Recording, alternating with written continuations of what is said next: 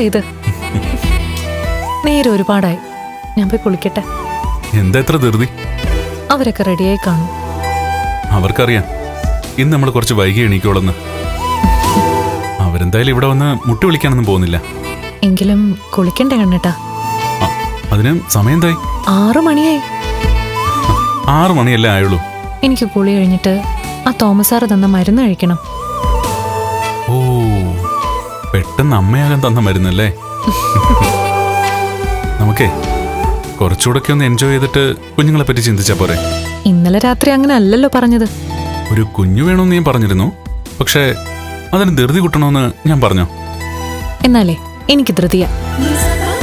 ഇത് മകരമാസ, പോരാത്തതിന് 3 നല്ല തണുപ്പുണ്ട്. ഈ സമയത്ത് തണുത്ത വെള്ളത്തിൽ കുളിക്കണ്ട. അതിനിവിടെ ഹീറ്റർ ഉണ്ടല്ലോ. എന്നാലും രാവിലെ കുളിക്കണ്ട മഹി, കുറച്ചുകൂടെ കഴിയട്ടെ. ഇനി കിടന്നാ ചിലപ്പോ ഉറങ്ങിപ്പോവും. ഇന്നലെ അത്രയും വൈകിയാ ഉറങ്ങിയത്.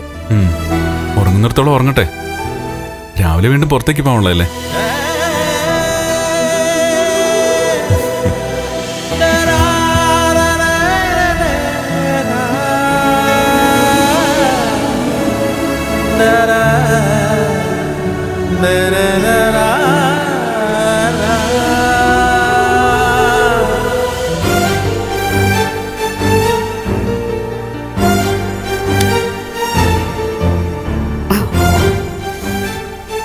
രണ്ടാളും ഉണർന്നു കാണോ?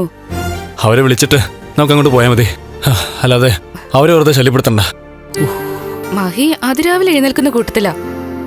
അങ്ങനെ ഒരു സ്വഭാവമില്ലാത്തത് എന്റെ ഭാര്യക്കല്ലേ? നമ്മള് വൈകി ഉറങ്ങിയിട്ട് വൈകി എഴുന്നേൽക്കുന്നവരാ. അവരങ്ങനല്ല. കണ്ണേട്ടനൊക്കെ കൃത്യസമയത്ത് ഉറങ്ങുന്ന കൂട്ടത്തിലാ.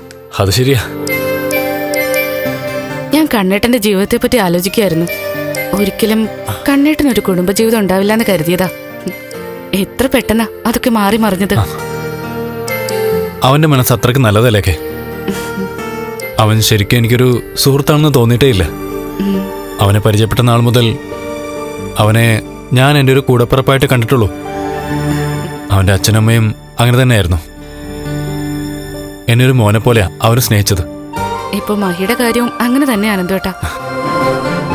അനന്തേട്ടനെ കണ്ണേട്ടൻ എങ്ങനെയാണോ അതുപോലെ തന്നെയാ മഹി എനിക്കും.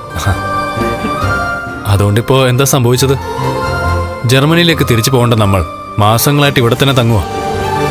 അങ്ങോട്ട് പോയിട്ട് എന്താ കാര്യം? അവിടെ അനന്തേട്ടന്റെ സുഹൃത്തുക്കളുടെ കുഞ്ഞുങ്ങളെ നമുക്ക് ലാളിക്കാൻ പറ്റും.